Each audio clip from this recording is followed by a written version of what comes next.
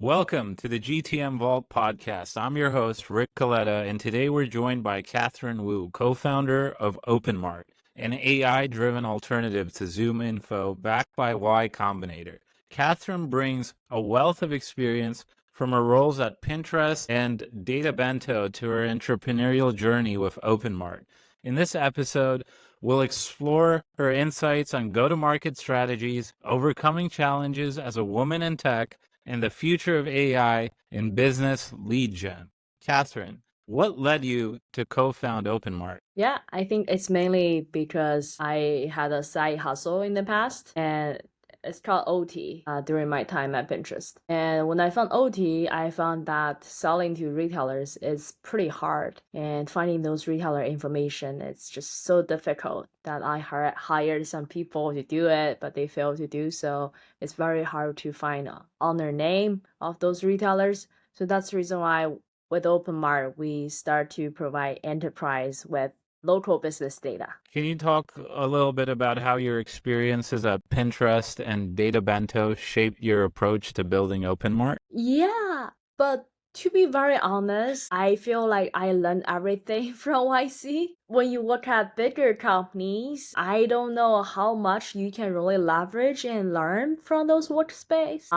Since at Pinterest, I would say like it's somehow related since like we focus on user growth, but we just changing a lot of like we were just changing a lot of small features, but it might help with Openmart's growth stage after Series B or something, right? And with Databento, I did learn a lot, but since we are doing everything in a completely different industry, so it was like finance, trading industry. So it's now super relevant to what Openmart is building. But anyhow, I still kind of met a lot of great colleagues. I learned a lot from them on execution, be more organized during work. I got great feedback from my previous boss at the startup Databento. I think those are great. I learned most of startup thing in YC. Sounds like IC was really the pinnacle for you to learn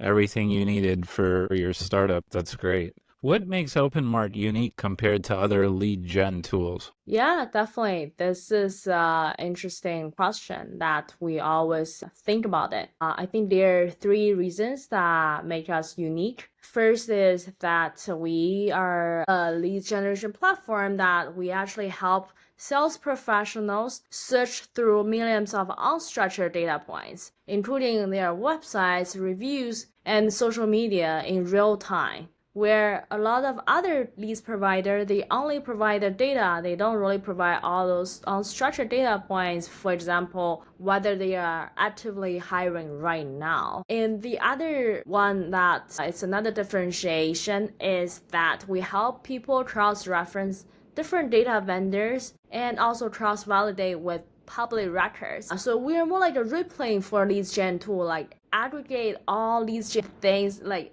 aggregate all leads gen data together so that you don't need to pay for other leads gen outbound tools. And the third kind of differentiation I'm seeing is that we really focus on SMB data, small, medium-sized business data, where Apollo or ZoomInfo, they primarily focus on enterprise startup data, which most of those data was indexed through a LinkedIn profile. But we don't really rely on LinkedIn since most of the small, medium-sized business owners, they are not on LinkedIn at all.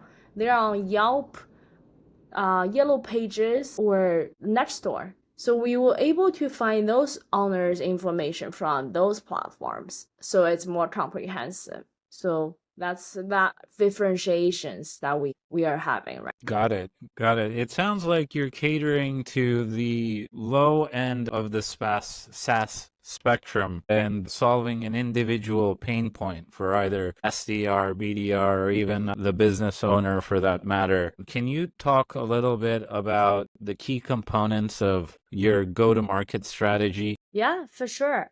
I think mostly just building in public, posting on LinkedIn and Twitter. I remember like one of our demo video we posted on Twitter got us like almost 100 demos or something. Wow. So we just continue to do it, and we will post like definitely a more fancy version of it. Previously, it's just me or my colleague recording the video through Screen Studio and another kind of video recording tool.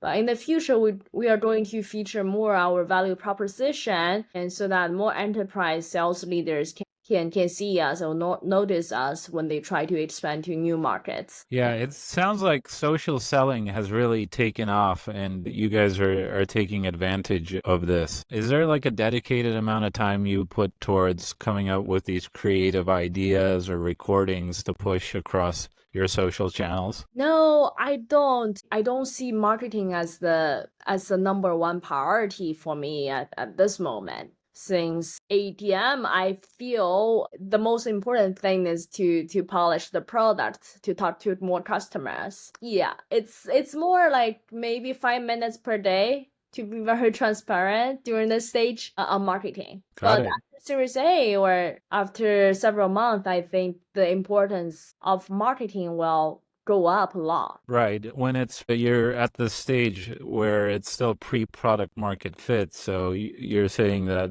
all the majority of your time is spent on getting feedback from existing customers and refining the current offering. Yes. That makes a lot of sense. Can you talk to us about some of the challenges you faced as a woman founder in tech and how you overcome them? Yeah. I think I was like pretty lucky. I think people treat me well, and during YC I even feel like it's an advantage since like people will remember you. It's all boys, and then when there's a girl, it's just easier to do marketing some of the time. So I think about this in a very positive way when we do sales and marketing, and feel like we definitely have the unfair advantage some of the times. But I did hear about some other founders that like as a woman CTO that they got challenged in the investor call or something. I do feel very sorry about those kind of situation, but I think OpenAI also have the woman as a CTO, right? So many women already proved that like women can do very great job. So I don't worry about that. I think it's just about the time that people will realize about this more, and the women will just prove themselves in some ways. How do you see AI transforming lead generation and sales in the next few years? Yeah, that's a great question. I think my co-founder also talked about this to me in the past. I think AI will help with sales research, utilizing all those unstructured data. But whether AI can really replace the whole sales cycle, we are a bit skeptical, since there should be a human in the loop to close the deal whatsoever. So I'm replacing the sales research, I'm replacing the data component, but I'm not replacing any human in the loop. I feel the reason why we can close on enterprise sales, it's always about the human in the loop, the warm intros that you have, or the connection that you built in the past. But for SMB sales, it's more like the volume game, right? The email marketing can work, but usually like for my outbound sales email, it's pretty concise. I don't see a lot of AI component in it. Like just be pretty concise about what you do, what are the benefits that you can provide to them. I don't see a lot of AI tweaks in email marketing, to be honest. I don't know how significantly it can lift the open rate or response rate just because you add one simple sentence. At least it's not significant enough for me to consider during C stage. Maybe after Series C or something, this email marketing thing can be optimized even more. Maybe enterprise needs that, since I used to polish copies at Pinterest for like 100 emails or something. I can understand that, but those are not like priorities for startups to optimize email copies in a very dedicated way. Got it. Yeah. So it's more of a numbers game, you're Yeah. saying, at the earlier stage, just getting brand awareness and hoping that some of the emails actually trickle down into responses and demos. Yeah. And I believe in like AI can do the sales research to make your company list smaller instead of just spray and pray. I think that's like as Openmart that we don't believe in like mass email campaigns. So that's Yeah. really our focus on sales research. You should gather enough signal when you try to approach a prospect. Totally. I'd like to believe soon enough I'll be able to just put down my ICP and based on some signals, have my AI agent automatically sending personalized emails every day on my behalf based on certain signals. I think we're not too far from that. What do you think? Yeah, for sure. I agree. Yeah. What advice would you give to aspiring women founders looking to advance in tech? Yeah, I think it's just be very confident when you are talking and realize and leverage the unfair advantage in sales and marketing. And also, I think just don't play the like being a woman in tech that you will have a lot of disadvantage or something. Just think about it positively and try to influence others and try to use your unique advantages. That's always my mindset. I don't really like talk about like being women in tech is not easy or something since I just trying to use my way to influence others to refer more like YC women founders since as more women and more like women VCs get into this industry, that's when things will change, right? It's just you need to take actions rather than think about negative stuff in your mind. But there are definitely a lot of things that should be changing in the society to make fundraising to make everything like more friendly for women. But you got to take actions to really speak for yourself and speak for others. Yeah, San Francisco in the Bay Area, we like to think that it is a special place where people like to pay it forward and help other upcoming entrepreneurs, especially, more senior, seasoned executives and veterans of the industry. Has there been special mentors for that have helped kind of show you the way? Yeah, definitely. Our group partner Gustav, Gary, Dalton, I think they are great. Especially Gustav provided us with a lot of hands-on support during YC, and he selected us to get into YC. So I think definitely one of the best mentors that we could ask for. And during my time at Pinterest, I had my first manager Ben, and he's also very good at managing people. I think now when I manage people, I tend to like use his style or learn from his style since he's doing great and try to really encourage people, try to make sure that working at Openmart can help them achieve some life goals. Yeah. How do you balance your roles between co-founding Openmark and advising other startups? I mean, I try to advise some of my friends' startups to just offer them help, refer them to YC, encourage them to start their own thing. It's hard to balance. Definitely spend more time on Openmart and all in on Openmart. Just try to give it some time to others when I have time. That's also the same philosophy that my co-founder was following. We referred and helped a lot of people try to get them the investor network that we have. Just give some people some opportunities. Will make you happy. How did you meet your co-founder? Yeah, we met each other back in 2019 at Pinterest. We both have dogs, so we are friends in life.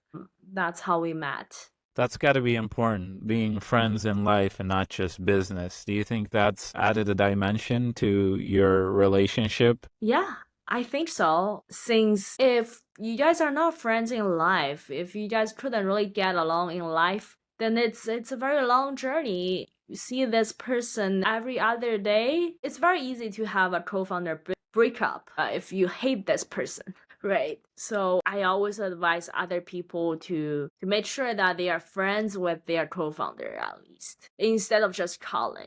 And I saw so many co-founder breakups like after YC, and many of them were like very dramatic. because they don't care about each other anymore. So that the situation was messy. Yeah.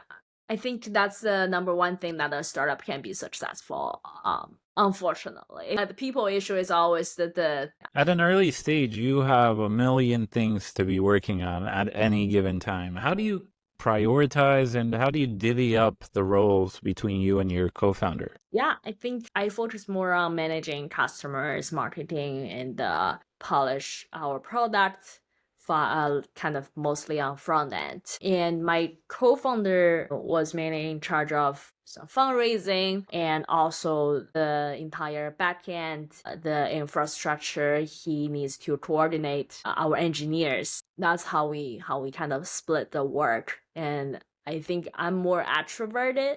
I'm more extrovert, so managing customers, remember every single person, it's not a hard task for me. So it's just pick the things that you are good at and then execute on those things. On the last note, I want to ask you, what are some of the emerging trends in AI that you are most excited about? Yeah, I think, I mean, from Openmart perspective, more interesting how technology can affect 40% of the US businesses nowadays. Like 45% of US businesses are small, medium-sized businesses. And now we are helping enterprise to make small, medium-sized business lives easier since we provide enterprise those SMB data, right? So that enterprise can easily get in touch with those smaller businesses to ask them to get on the delivery app, to ask them to build their website in 1 minute. All kinds of benefits that those SMBs can really receive nowadays. It's so thousands of them, like credit cards innovation for SMBs, like getting SMBs great loan with like great interest rate. And the other aspect that I think it's really about the search and the information retrieval that we can get from AI. That AI make the search easier. AI basically can do the search following your step as a human. And the other way that AI, when they do the information retrieval, they can make their own judgment to filter some irrelevant information first and then put those information to the retrieval. Since people talk about RAG law, like the first step is always about like, oh, you need to retrieve the information, right? Right. Well, it sounds like AI is increasing the productivity of the workforce. In this new world that we're in, and we're gliding into a more and more productive workforce as employees and workers upskill and learn to better, more effectively use AI to do their jobs. What is going to happen with especially the enterprise segment? Won't there be a lot less humans needed to do sales outreach? Yeah, I think definitely. I think it's simple that it's very easy to understand that most sales or best sales will focus on closing a deal instead of doing the sales research, like manual sales research. Previously, they need to find information from websites, their socials, but nowadays they only need to focus on closing that deal since Openmart already told them this is a good candidate to focus on. So I think the best sales or the best kind of any job functionality that is more related to people skills will still be needed for sure. But if previously you just hire some offshore BPO team in India or something, those people will be cut. Got it. Well, thank you so much for joining the GTM Vault podcast. That's Kathryn Wu, everyone. Openmart. Yeah. Thank you, Rick, for having me, and thank you for those questions. Also, make me reflect on myself a lot.